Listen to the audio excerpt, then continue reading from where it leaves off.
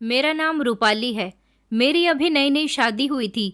मेरा पति बहुत अच्छा इंसान था, मेरे साथ बहुत अच्छा बिहेव करता था, मगर वो रात के समय अपने कमरे से उठकर अपनी गूंगी बहन के कमरे में चला जाया करता था। एक रात मैं अपने पति का पीछा करते हुए उसके पीछे पीछे चली गई, तो जब मैंने अपने पति को बात करते हुए सुना तो मेरे पैरों तले से ज़मीन निकल गई थी, क्योंकि मेरा पति तो मैं अपनी शादी से बहुत खुश थी। ऐसा नहीं था कि मेरी लव मैरिज हुई थी, बल्कि मेरी अरेंज मैरिज हुई थी। मैं इसीलिए खुश थी क्योंकि मेरे ससुराल में ना तो सास ससुर का झंझट था और ना ही देवरानी जेठानी का। बस एक नंद थी और नंद को भी एक न एक दिन अपने ससुराल चले जाना था। जब से मेरी शादी हुई थी, मैं अपनी नंद आभा को उसी दिन से देख रही थी जब मेरा और मेरे पति का रिश्ता तय हो रहा था। तब तो मेरे घर वालों को और मुझे ये बताया गया था कि मेरी नंद की शादी हो चुकी है और वो अपनी ससुराल वाली है। उन दोनों भाई बहन का इस दुनिया में एक दूसरे के अलावा कोई नहीं है, इसलिए मेरी ससुराल में वो अपने भाई की शादी करवाने तक रुकी हुई है। मैं विदा होकर जब अपनी ससुराल आई तो मेरी शादी को 2 महीने गुजर गए थे, मगर मेरी नंद ने अभी तक अपनी ससुराल जाने का नाम तक नहीं लिया था। ना ही वो अपने घर गई और ना ही उसे कोई लेने के लिए आया था। आभा और रितेश 2 ही भाई बहन थे। रितेश मेरे पति का नाम था। मेरी सास का तो उन दोनों भाई बहन के बचपन में ही देहांत हो गया था। जबकि वो दोनों भाई बहन कुछ बड़े हुए तो उनके पिता भी उन्हें इस दुनिया से छोड़कर चले गए और उन दोनों को दुनिया में अकेला छोड़ गए। मेरा पति अपनी बहन से बहुत प्यार करता था, क्योंकि वो उसकी लाडली बहन थी। उन दोनों भाई बहन ने अपने माता पिता के मरने के बाद एक दूसरे को ही अपना सब कुछ मान लिया था। मेरी नंद जो कि छोटी थी, इसलिए मेरे पति ने सबसे पहले अपनी बहन की शादी की, उसे उसके घर का कर दिया, उसके बाद अपना घर बसाया। मेरे पति का कहना था कि इन फ्यूचर उसकी पत्नी ना जाने कैसी आ जाए, उसकी बहन को अच्छी तरह से समझेगी भी या नहीं। वो नहीं चाहता था कि उसकी बहन उसकी पत्नी की बातें सुने, इसीलिए मेरे पति ने सबसे पहले अपनी बहन की शादी करना ही बेहतर समझा।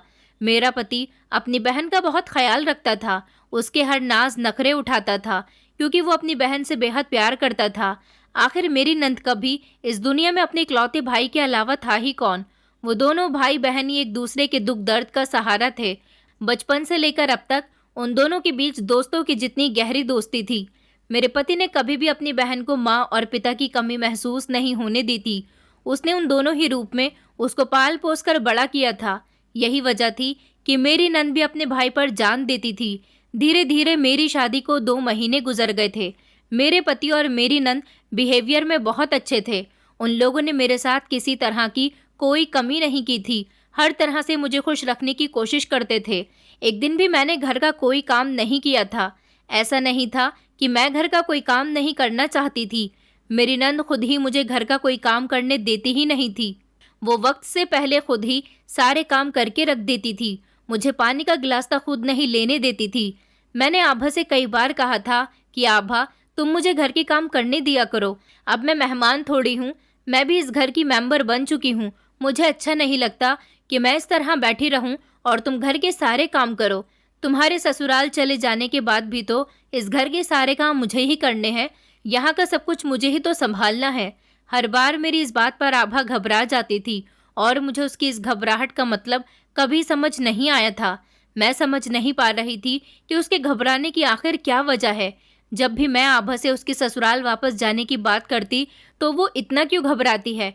जब मैंने इस बारे में एक बार नोटिस किया कि मेरा ऐसा कहने पर आभा के चेहरे के एक्सप्रेशन बदल जाते हैं, तो मैंने उससे कुछ भी कहना छोड़ दिया था, क्योंकि मैं अपनी नंद को कोई दुख नहीं देना चाहती थी और ना ही अपने पति की नज़रों में गलत साबित होना चाहती थी। मेरा पति जितना अपनी बहन से प्यार करता था, उतना ही प्यार मुझसे भी करता था। अगर मैं उसकी बहन को किसी तरह की तकलीफ पहुंचाती तो ज़रूर मेरे पति के दिल में मेरे लिए कुछ न कुछ गलत पैदा हो जाता। इसलिए मैं कोई भी ऐसा वैसा काम नहीं करना चाहती थी जिससे मेरा पति मुझे गलत समझे। लेकिन मैंने सोचा कि मैं इस बारे में एक बार अपने पति से बात ज़रूर करूँगी। रात के 2 बजे तक मैं अपने पति के घर आने का इंतज़ार करती रही, लेकिन वो नहीं आए। मेरे पति का यह हर रोज़ का रूटीन था कि वो स्टोर से घर देर से आते थे। मेरे पति का अपना ही एक मेडिकल स्टोर था और हमारे घर से काफ़ी दूरी पर बना हुआ था। ये मेडिकल स्टोर उन्होंने बहुत मेहनत से बनाया था। मैं अपने पति का इंतज़ार करने के बाद अभी कुछ देर पहले सोने के लिए लेटी ही थी कि मुझे दरवाज़ा खुलने की आवाज़ आई।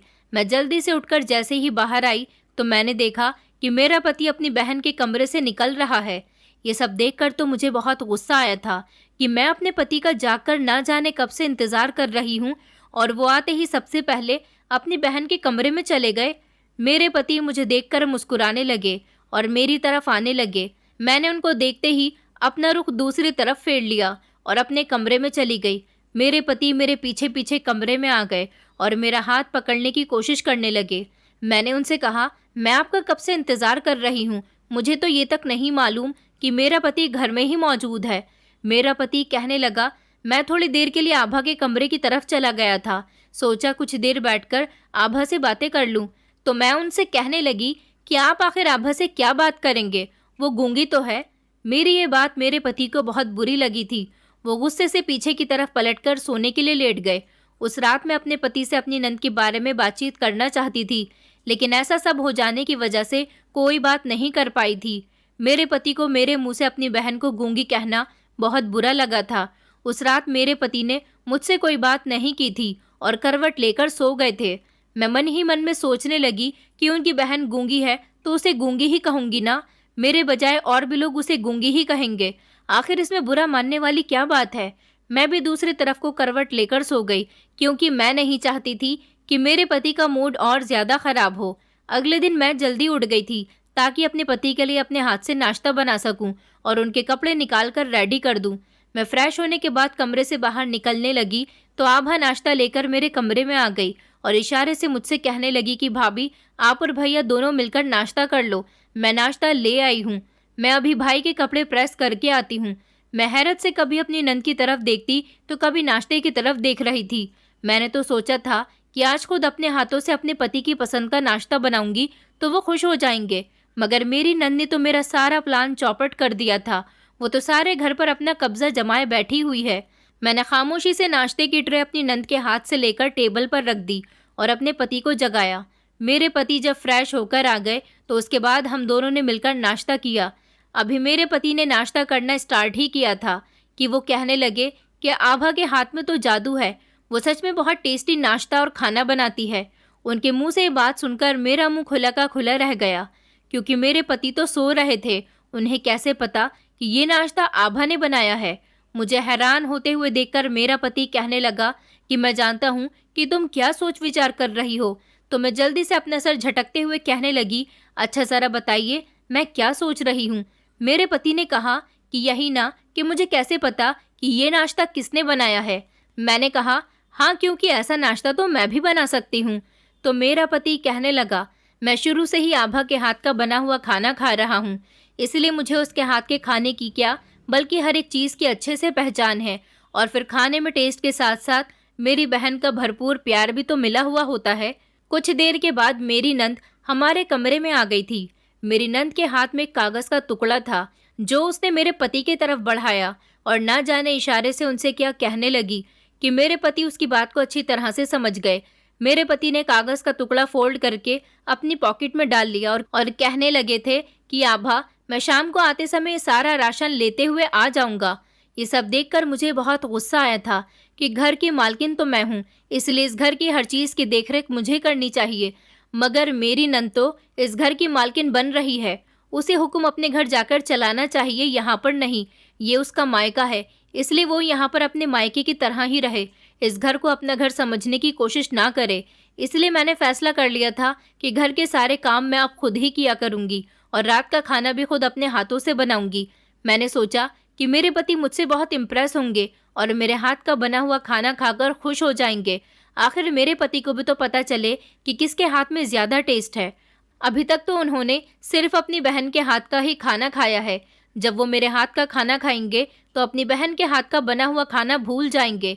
आभा ने जल्दी जल्दी घर के सारे काम निपटाए और मैं किचन में जाकर शाम के खाने की तैयारी करने लगी। अभी खाना तैयार भी नहीं हुआ था कि मेरे पति घर आ गए और वो आकर बैठे ही थे कि जल्दी से मेरी नंद उनके लिए पानी का गिलास देकर आई। मैंने अपने पति से पूछा कि सब ठीक तो है, आज आप इतनी जल्दी घर कैसे आ गए।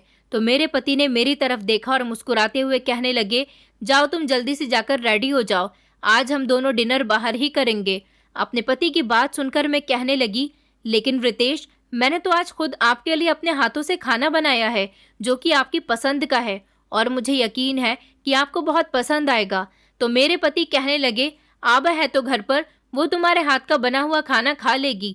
वैसे भी हमारी शादी को कितना टाइम हो गया है, हम दोनों कहीं घूमने के लिए घर से बाहर गए ही नहीं हैं। एक दो बार सिर्फ तुम्हारे मायके ही चले गए।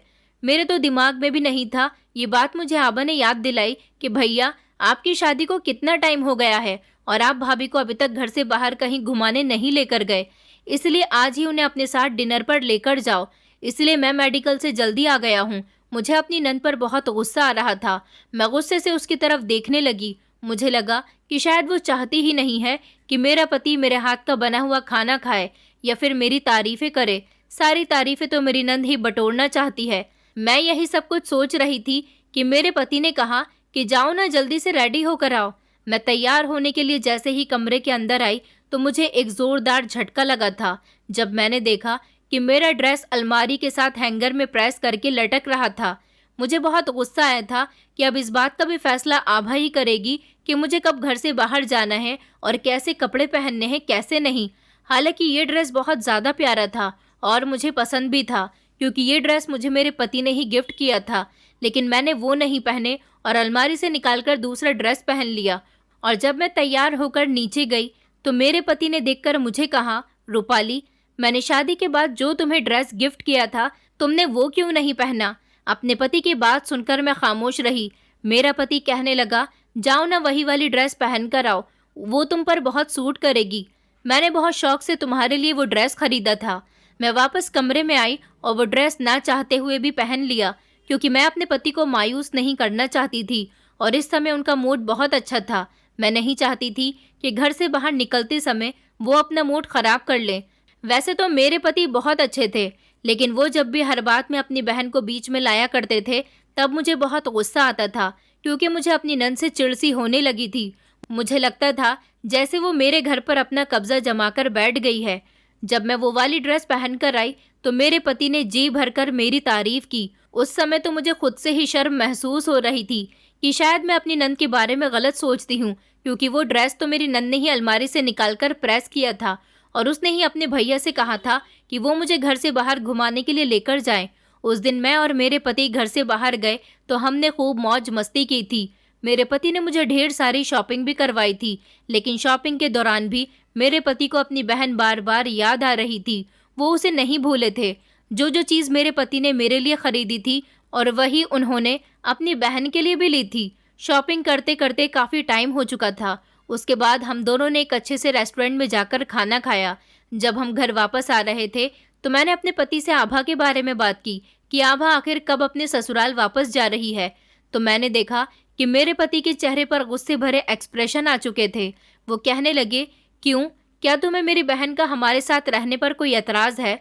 तो मैंने कहा, नहीं नहीं, मुझे तो कोई एतराज़ नहीं है, लेकिन वो शादीशुदा है, उसे अपने घर में जाना चाहिए। आखिर वो कब तक इस तरह अपने मायके में रहती रहेगी? जब से हमारी शादी हुई है वो हमारे घर पर ही रह रही है। तो मेरा पति कहने लगा, वो सिर्फ तुम्हारा ही घर नहीं है, बल्कि जितना उस घर पर तुम्हारा हक है उतना ही हक मेरी बहन का भी है। तो मैं कहने लगी, हाँ, ये बात मैं अच्छी तरह से जानती हूँ, लेकिन रितेश। तो मेरा पति मेरी बात काटते हुए कहने लगा, आज तो तुमने ये बात अपने मुंह से निकाल दी है। आइंदा कभी भी मैं तुम्हारे मुंह से ये बात न सुनूं, क्योंकि मैं अपनी बहन के बारे में कोई भी बात बर्दाश्त नहीं करूँगा। मेरी बहन मेरी जान है और वैसे भी मेरी बहन मुझ पर बोझ नहीं है। वो जितने दिन चाहे इस घर में रुक सकती है। जब उसका दिल करेगा तो वो खुद अपने घर चली जाएगी। अपने पति की बात सुनकर मैं खामोश हो गई, क्योंकि मैं जानती थी कि मेरा पति अपनी बहन के बारे में कभी भी कोई बात बर्दाश्त नहीं करेगा। इसलिए मैंने खामोश रहने में ही भलाई समझी। घर लौटते समय हमें काफ़ी रात हो चुकी थी और सर्दी इतनी ज़्यादा पड़ रही थी कि गर्म कपड़े पहनने के बावजूद भी हम दोनों सर्दी से थर-थर काँप रहे थे। वो तो अच्छा है कि घर के अंदर आते ही आभा ने मुझे गर्म शॉल उड़ा दी थी, वरना पता नहीं सर्दी से मेरा क्या हाल होता। अभी हम लोग घर पहुंचे ही थे कि आभा ने जल्दी से हम दोनों के लिए हीटर जलाया और गरम गरम चाय बनाई। चाय पीने के बाद मैं फ़ौरन ही बिस्तर पर लेट गई थी। मैं बहुत ज़्यादा थकी हुई थी, इसलिए मुझे पता ही नहीं चला कि मैं कब गहरी नींद में सो गई। आधी रात को जब मेरी आँख खुली तो मैंने देखा कि मेरा पति मेरे बराबर में मौजूद नहीं है। मैंने लाइट ऑन करके कमरे में इधर उधर देखा, मगर मेरा पति मुझे कहीं भी नजर नहीं आया। फिर मुझे लगा कि शायद वो वॉशरूम में गए होंगे। काफी देर गुजर गई थी। जब मेरे पति नहीं आए तो मेरे दिमाग में ये ख्याल आया कि जरूर वो आभा के कमरे तक ही गए होंगे। अभी ये सब सोच ही रही थी कि मेरे पति मुझे बाहर से कमरे के अंदर आते हुए नजर आए। मैंने कहा कि कहाँ गए थे आप आधी रात को, सब ठीक तो है ना? तो मेरे पति कहने लगे कि नहीं, कुछ नहीं, सब कुछ ठीक है। मुझे नींद नहीं आ रही थी तो मैं कमरे से बाहर चला गया था।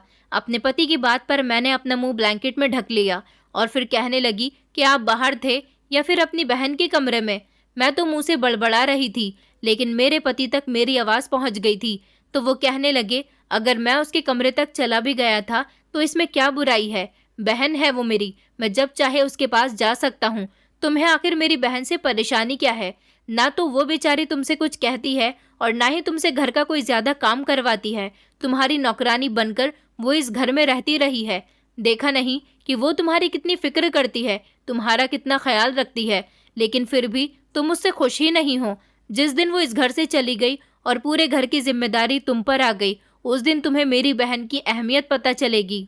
मैंने अपने पति से कहा, अच्छा, ज्यादा उसकी तरफदारी करने की जरूरत नहीं है, सो जाओ, रात काफी हो चुकी है। सुबह आपको जल्दी उठकर मेडिकल स्टोर भी जाना है।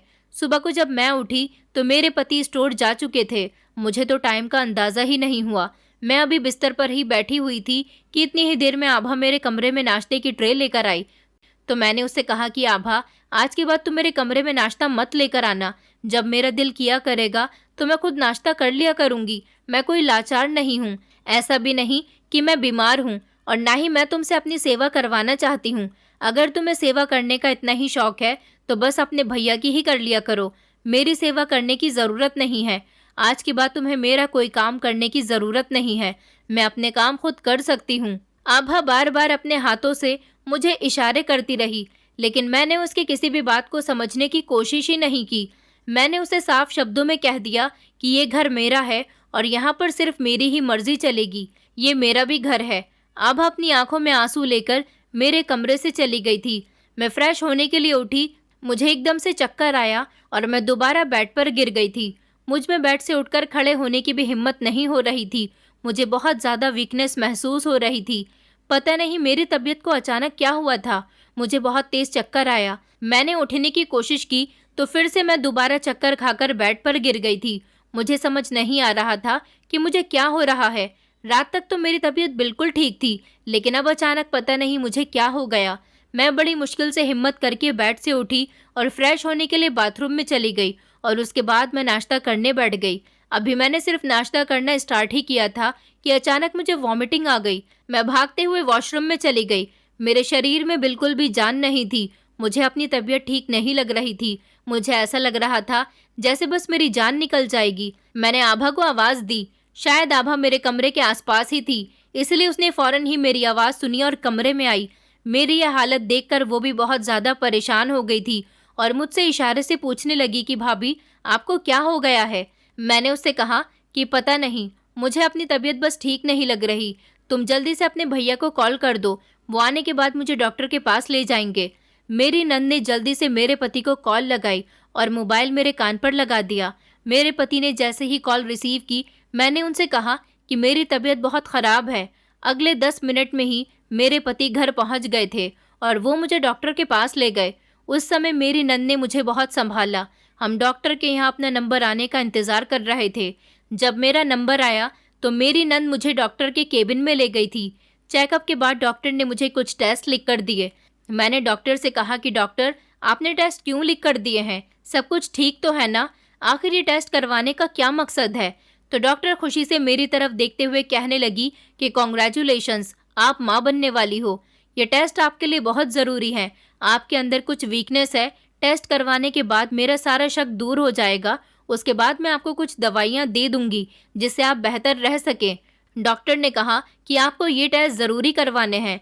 डॉक्टर के मुंह से ये गुड न्यूज़ सुनने के बाद मेरी नंद एकदम से उठी और खुशी से मुझे गले से लगाते हुए बधाइयाँ देने लगी। आभा की आंखों में खुशी के आंसू बह रहे थे। वो इतनी ज़्यादा खुश हो रही थी कि मैं उसे खुश देखकर हैरान रह गई। मैं अभी डॉक्टर के केबिन में ही बैठी हुई थी कि आभा ने बाहर जाकर ये गुड न्यूज़ अपने भाई को बता दी। मेरे पति ने इस समय मिठाई मंगवाई और पूरे स्टाफ को खिलाई। मेरी नंद मेरे पति से कहने लगी कि भैया आप भाभी के टेस्ट करवा लो, मैं घर जा रही हूँ। मैं जब बाहर आई तो मेरे पति ने भी मुझे बधाई दी। वो बहुत ज़्यादा खुश हो रहे थे। उनको इतना खुश देखकर मेरे चेहरे पर भी मुस्कुराहट आ गई थी। लेकिन जब मैंने देखा कि मेरी नंद नहीं है तो मैंने अपने पति से कहा कि देखो, इस समय मुझे तुम्हारी बहन की ज़रूरत थी तो वो मुझे अकेला छोड़कर चली गई। वैसे तो वो हमेशा आगे बढ़ चढ़कर मेरे काम करने के लिए तैयार रहती है। इस समय उसका मेरे साथ होना बहुत ज़रूरी था। मेरी बात सुनकर मेरे पति खामोश रहे और मेरे साथ टेस्ट करवाने चले गए। उसके बाद हम घर चले गए। जैसे ही हम घर के दरवाजे पर गए और मेरे पति ने घर का दरवाज़ा खोला तो एकदम से फूलों की पत्तियां हम दोनों पर न्योछावर हो गईं। आभा ने जल्दी से हम दोनों के हाथ में फूलों के बुके दिए और मेरे कदमों तले गुलाब की पत्तियां बिखेरी गई थी, जिन पर चलकर हमें अपने कमरे तक जाना था। आभा ने हम लोगों का बहुत अच्छा स्वागत किया था। उसके बाद मैं अपने कमरे में चली गई, जबकि आभा किचन में चली गई थी और मेरे लिए फ्रेश जूस बनाकर लाई। क्योंकि मैं आभा के इशारे नहीं समझ पाती थी, इसलिए आभा को मुझसे जो भी बात करनी होती थी वो एक पेपर पर मुझे लिखकर दे दिया करती थी। वो मुझसे कहने लगी कि भाभी, अब मैं आपको घर का कोई भी काम करने नहीं दूंगी। आपको सिर्फ और सिर्फ आराम करना है और जिस चीज़ का भी आपका मन करे आप मुझे बता देना। बस आपको हमेशा खुश रहना है और अपना बहुत ज़्यादा ख्याल रखना है। मेरे प्रेग्नेंट होने के बाद आभा ने मेरे और मेरे खाने पीने का बहुत ध्यान रखा था। वो मेरा किसी बच्चे की तरह ख्याल रख रही थी। मुझे उसे किसी चीज़ के लिए भी कहने की ज़रूरत ही नहीं पड़ती थी। वो समय से पहले ही मेरा हर काम कर दिया करती थी। अब अपने आप को तो वो पूरी तरह से भूल ही गई थी। हमेशा मुझ में ही लगी रहती थी। कभी कभी तो मुझे खुद से ही शर्म आने लगी थी कि आभा बेचारी मेरा कितना ख्याल रखती है और एक मैं हूँ कि उसे गलत समझने लगती हूँ और हमेशा उसके इस घर से निकलने की प्रार्थनाएं करती रहती हूँ। आभा मुझे कांटे की तरह चुभती थी। मुझे ऐसा लगता था कि जैसे वो मेरे घर पर राज कर रही है और उसकी वजह से मुझे इस घर में कोई अहमियत नहीं मिलती। मेरे दिल में आभा के लिए गलत बातें अभी तक बंद नहीं हुई थी। मैं यही चाहती थी कि वो वापस अपनी ससुराल चली जाए और मैं इस बात को भी जानना चाहती थी कि वो आखिर यहाँ पर क्यों डेरा डाले हुए बैठी थी, अपने घर क्यों नहीं चली जाती। आखिर इसका क्या मकसद था? इन सब बातों का जवाब मुझे सिर्फ और सिर्फ मेरा पति ही दे सकता था। मैंने अपने पति से फिर से बात करने के बारे में सोचा था, क्योंकि मैं और ज़्यादा इसको बर्दाश्त नहीं कर सकती थी। पता नहीं क्यों जब भी आभा मेरे पास होती थी तो मुझे घुटन सी महसूस होती थी।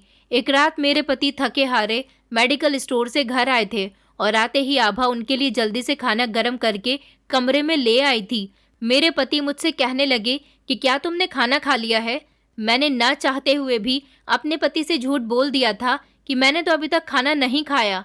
कुछ देर के बाद जब आभा मेरे पति के लिए कमरे में चाय लेकर आई तो मेरे पति ने आभा से कहा, आभा तुम अपनी भाभी को खाना टाइम पर दिया करो। तुम जानती हो ना कि तुम्हारी भाभी कितनी वीक है। अगर इसकी डाइट अच्छी नहीं रही तो ये और ज़्यादा वीक हो जाएगी। उसने हाँ में सिर हिलाया और वो मेरे पति की बात सुनकर कमरे से बाहर चली गई थी। इस बात पर मैं बहुत खुश हुई थी कि मैंने भाई के दिल में उसकी बहन के खिलाफ गलत बातें पैदा करनी शुरू कर दी थी। हालांकि वो मुझे टाइम पर खाना और जूस सारी चीज़ें दिया करती थी। उसने कभी भी मेरे किसी काम में कोई लापरवाही नहीं बरती थी। इस सब के बावजूद भी न जाने क्यों वो मुझे नहीं भाती थी। जब बर्तन समेटने के बाद आभा कमरे से चली गई तो मैंने बातों ही बातों में अपने पति से पूछा, रितेश आखिर आभा का क्या मैटर है? वो शादीशुदा है भी या नहीं? अगर है तो फिर उसका पति कहाँ है? क्यों वो बेचारी इधर पड़ी हुई है? तो मेरे पति कहने लगे, वो बेचारी नहीं मेरी बहन है। अगर तुम इस मैटर से दूर रहो तो तुम्हारे लिए बेहतर होगा। और तुम्हें क्या परेशानी है उससे? तुम्हारी इतनी तो देखभाल करती है आभा, फिर भी ना जाने कि तुम उसके पीछे पड़ी रहती हो। और आखिर तुम चाहती क्या हो? यही ना कि वो इस घर से चली जाए। तो तुम मेरी एक बात कान खोलकर सुन लो, मेरी बहन का जब तक दिल करेगा वो यहाँ पर रहेगी। कोई भी उसे इस घर में रहने से नहीं रोक सकता, क्योंकि ये उसके भाई का घर है। मैंने कुछ खाने के लिए अभी मुंह खोला ही था कि मेरे पति कहने लगे कि बस करो, मैं इस बारे में और कोई बात नहीं सुनूंगा। तुम्हारे लिए बेहतर यही होगा कि तुम इस मामले में मत पड़ो। ये कहते हुए मेरे पति कमरे से बाहर चले गए और मैं आभा को इस घर से बाहर निकालने की तरकीब सोचने लगी। मेरा दिमाग मुझे इसके लिए तैयार कर रहा था कि मैं उसे घर से निकाल दूं, लेकिन मेरा दिल ये सब कुछ करने के लिए तैयार नहीं था। मैं अजीब कन्फ्यूज़न का शिकार हो रही थी। जब मुझे कुछ समझ नहीं आया तो मैं लेटकर आराम से अपने पति के आने का इंतज़ार करने लगी। इसी इंतज़ार में मुझे पता ही नहीं चला कि मैं कब नींद की वादियों में चली गई थी। आधी रात के समय जब अचानक मेरी आँख खुली तो मेरे पति बिस्तर पर मौजूद नहीं थे। मैं इधर उधर देखने के बाद बेड से उतरी और बाहर हॉल में आ गई थी। मैंने अपने पति को घर के हर कोने में देखा, लेकिन मेरे पति मुझे कहीं भी नहीं मिले। तो मेरे दिमाग में ख्याल आया कि क्यों ना मैं आभा के कमरे में देखूं। हो सकता है कि मेरे पति वहां पर ही हों। अभी मैं आभा के कमरे के कुछ करीब ही गई थी कि मुझे कमरे से धीमी धीमी किसी के बातें करने की आवाज़ आने लगी, ऐसे कि जैसे कोई बहुत धीरे धीरे कोई सीक्रेट बात कर रहा हो। मैं सोच में पड़ गई थी कि यहाँ इस समय कौन हो सकता है। आभा के साथ कमरे में कोई तो है जिसकी आवाज़ें मुझे यहाँ तक सुनाई दे रही हैं। धड़कते हुए दिल के साथ मैंने दरवाजे के हैंडल पर हाथ रखा और एकदम से दरवाज़ा खोल दिया। अंदर का नज़ारा देखकर मेरे पैरों तले से ज़मीन निकल गई थी, क्योंकि मेरा पति मेरे साथ बहुत अच्छा था, लेकिन सामने का जो नज़ारा था वो देखकर मुझे यकीन ही नहीं आ रहा था कि मेरे साथ इतना बड़ा धोखा किया गया। इस घर का मेंबर होते हुए भी मुझे गैर समझा गया। मैं वापस गुस्से में अपने कमरे में आ गई थी और अंदर से दरवाजे को बंद कर दिया। आभा और मेरा पति बाहर से दरवाज़ा काफ़ी देर तक पीटते रहे थे, क्योंकि उन्हें पता चल गया था कि मैं उनकी सच्चाई जान गई हूँ। वो कह रहे थे कि दरवाज़ा खोलो, हम तुम्हें सब कुछ सच बताने ही वाले थे। बहुत अच्छा हुआ कि तुम्हें सब कुछ खुद ही पता चल गया और हमें कुछ बताने की भी ज़रूरत नहीं पड़ी। तो मैं चीख कर कहने लगी, जाओ तुम दोनों, मुझे तुम लोगों से कोई बात नहीं करनी। तो मेरा पति कहने लगा, प्लीज़ रूपाली, दरवाज़ा तो खोलो। देखो, तुम्हारी तबीयत पहले ही ठीक नहीं है और मैं नहीं चाहता कि तुम किसी भी तरह की टेंशन लो। प्लीज़ दरवाज़ा खोलो, हम तुम्हें सब कुछ सच सच बता देंगे। मैंने दरवाज़ा खोला तो आभा और मेरे पति कमरे में आ गए। आभा ने मुझे बेड पर बिठाया और खुद नीचे बैठ गई। एकदम से मेरे दिल को कुछ हुआ। मैं कहने लगी कि नीचे मत बैठो, इधर मेरे पास आओ और मुझे ये बताओ कि तुम दोनों ने मेरे साथ ऐसा क्यों किया और मुझसे झूठ बोला। आखिर क्यों? मैं भी तो इस घर का हिस्सा हूँ, तो फिर क्यों हर बात मुझसे छुपाई गई? तो आभा कहने लगी कि भाभी, मुझे माफ़ कर दो, इसमें भैया का कोई कसूर नहीं है। कसूर है तो सिर्फ मेरा, क्योंकि मैंने ही भैया को मना किया था। मैं नहीं चाहती थी कि हम नंद भाभी में किसी भी तरह का कोई झगड़ा हो, क्योंकि मैंने ऐसे बहुत से घर देखे हैं जहाँ पर नंद भाभी की बिल्कुल भी आपस में नहीं बनती। आपकी शादी से कुछ समय पहले भैया ने मेरे लिए रिश्ता ढूंढना शुरू कर दिया था। जो लोग भैया को पसंद आ रहे थे, बाहर से तो वो अच्छे थे, लेकिन उनकी अच्छाई शादी से पहले तक ही बरकरार थी। अभी मेरी शादी को सिर्फ 1 साल ही हुआ था। मेरी सास मुझसे कहने लगी, अगर इस बार तुम माँ नहीं बन सकी तो मैं तुम्हें घर से निकाल दूंगी। मेरा पति दूसरे शहर में काम करता था। मेरे पति के यहाँ होते समय तो मेरी सास ने मेरे साथ कुछ भी गलत नहीं किया था, लेकिन जैसे ही मेरा पति दुबई काम करने के लिए चला गया तो उन्होंने मुझे घर से निकाल दिया और कहा कि तुम्हें बहुत जल्द डिवोर्स के पेपर मिल जाएंगे। मैं चुपचाप यहाँ भैया के पास वापस आ गई थी, लेकिन मैंने अपने पति से कहा कि जब वो वापस आ जाएं तो मुझे अलग घर में रखें, क्योंकि आपकी माँ ने मुझे बहुत तंग किया हुआ है। आपकी शादी से पहले मैंने भैया से वादा लिया था कि वो आपको और आपके परिवार वालों को यही बताएंगे कि मैं गूंगी हूँ, और ऐसा ही हुआ। भैया ने मेरा भरपूर साथ दिया। जब मैं और भैया होते तो मैं भैया से अपने दिल की बातें कर लेती थी, लेकिन आपके सामने मेरी ज़ुबान नहीं खुलती थी, क्योंकि मैं जानती थी कि नंद और भाभी का रिश्ता बहुत ही नाजुक होता है। मैं नहीं चाहती थी कि मैं आपके सामने कुछ भी बोलूं और आपको बुरा लगे, इसलिए बेहतरी इसी में थी कि मैं आपके सामने गूंगी बनकर ही रहती। और रही बात मेरी यहाँ से जाने की, तो मेरा पति मुझे बहुत जल्द ही यहाँ से ले जाएगा। मैंने शर्मिंदगी के मारे अपनी नज़रें झुका ली थीं, क्योंकि आभा का एक एक शब्द बिल्कुल सच था। मैं शुरू से ही यही चाहती थी कि आभा वापस अपने घर चली जाए। मेरी आंखों में आंसू आ गए और मैं कहने लगी कि आभा, तुम बिल्कुल सच कह रही हो। मैं यही चाहती थी कि तुम अपने घर चली जाओ। मैं तुम्हारा घर बसता हुआ देखना चाहती थी। नंद भाभी का रिश्ता इतना भी बुरा नहीं होता जितना कि हम लोगों ने बना दिया है। मुझे माफ़ कर दो। मैंने तुम्हारी मोहब्बत और तुम्हारे जज्बात को ये सिला दिया। आभा कहने लगी, भाभी कोई बात नहीं, हम इंसान हैं और इंसानों से छोटी मोटी गलतियाँ और भूल चूक तो होती रहती है। बस आप प्रार्थना करो कि मेरा पति जल्दी से मुझे यहाँ से लेकर चला जाए और मैं अपने घर में खुश रहूँ, क्योंकि मैं बहुत ज़्यादा आप लोगों पर बोझ नहीं बनना चाहती। मैंने आभा से कहा, तुम हम लोगों पर बोझ नहीं हो, बल्कि ये तुम्हारा अपना घर है। तुम जब तक चाहे यहाँ पर रह सकती हो और मुझे कभी भी अपनी भाभी मत समझना, क्योंकि तुमने मेरा जितना ख्याल रखा है उतना ख्याल तो सगी बहन के अलावा और कोई नहीं रख सकता। आज से हम दोनों मिलकर हर काम करेंगे और ये लिखने वाला और इशारों से बातें करने वाला नाटक अब ज़रा बंद कर दो, क्योंकि मैं तो अब सब कुछ जान चुकी हूँ।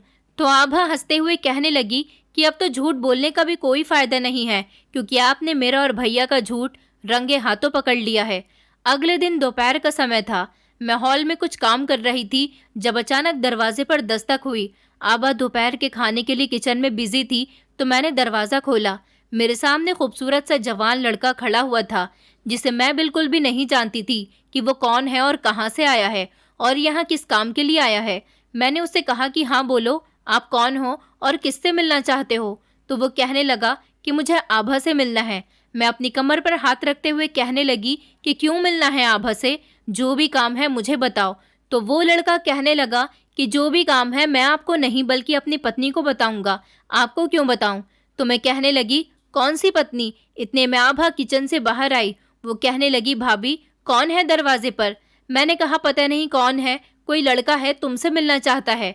अभी मैंने इतना ही कहा था कि आभा के शब्द उसके मुंह में ही थे। वो अपने पति को देखकर हक्का बक्का रह गई थी। वो उसका पति था। वो अपने पति की तरफ मुंह करते हुए कहने लगी, भाभी ये मेरे पति हैं। मुझे तो अपनी बेवकूफ़ी पर अफसोस होने लगा था और फिर मैंने उनसे कहा कि आओ अंदर आओ। मैंने आज से पहले आपको कभी नहीं देखा था ना, इसलिए पहचान नहीं पाई। आप अखिलेश हो ना, आभा के पति? मैंने आज आपको पहली बार देखा है। तो वो कहने लगा कि जी भाभी, मैंने भी आज आपको पहली बार ही देखा है। आपकी शादी के समय मैं दुबई में था, इस वजह से आपसे मुलाकात नहीं हो पाई। अखिलेश आभा की तरफ देखकर कहने लगा, आभा जल्दी से तैयार हो जाओ, फिर हम घर चलते हैं। तो आभा अखिलेश से कहने लगी, कौन से घर? वो घर जहाँ से मुझे बेइज्जत करके निकाल दिया गया था। मैं वहाँ पर हरगिज़ भी वापस नहीं जाऊँगी। तो अखिलेश कहने लगा कि नहीं, मैंने तुम्हारे लिए अलग से घर लिया है जहाँ पर सिर्फ हम दोनों ही रहेंगे। तो आभा बहुत खुश हुई थी। वो जल्दी से तैयार हुई और अपने पति के साथ चली गई थी। मैं आभा और अखिलेश को जाते हुए देख रही थी, साथ साथ उनके लिए प्रार्थना भी कर रही थी कि भगवान आभा को ऐसे ही खुश रखे। आज इस बात को कई साल गुजर चुके हैं। आभा अभी तक माँ नहीं बन सकी है। शादी के पहले साल भगवान ने मुझे 2 जुड़वा बेटियां दी। मेरे पति ने एक बेटी आभा की गोद में डाल दी और कहने लगे कि कभी ये मत सोचना कि तुम निसंतान हो। ये सब देखकर आभा की आंखों से आंसू निकलने लगे थे। उसने अपनी बेटी को बहुत प्यार किया और उसे अपने सीने से लगाया। मैं जानती थी कि मेरी बेटी को आभा अपनी सगी औलाद से भी बढ़कर प्यार करेगी, क्योंकि वो तो सिर्फ प्यार करना ही जानती थी। जब आभा के ससुराल वालों को ये बात पता चली तो उन लोगों ने उससे माफ़ी मांग ली थी और आभा को घर वापस लेकर आए थे। भगवान का शुक्र है कि अब आभा अपने घर में बहुत खुश और सुखी है। अब तो मैं आभा की शक्ल देखने को भी तरस जाती हूँ। मैं सोचती हूँ कि एक समय वो भी था कि जब मैं उसकी शक्ल देखना भी गवारा नहीं करती थी और अब उसकी शक्ल देखने को तरस जाती हूँ। ये सब आभा के अच्छे बिहेवियर और सब्र का नतीजा है कि आज वो अपनी ज़िंदगी में खुश और बेफिक्र है और अपनी अच्छाई की वजह से ही उसने मुझे अपना दीवाना बना लिया। अब तो आभा के लिए मेरे दिल से हमेशा प्रार्थना ही निकलती है और मैं उसकी दिल से इज्जत करती हूँ। मुझे उसकी बहुत याद आती है। दोस्तों, उम्मीद करती हूँ आपको हमारी कहानी पसंद आई होगी। कहानी पसंद आई है तो वीडियो को लाइक करें, चैनल पर नए हैं तो चैनल को सब्सक्राइब करें और हाँ, नोटिफिकेशन बेल को ज़रूर दबाएं ताकि अगली अपडेट सबसे पहले आपको मिले।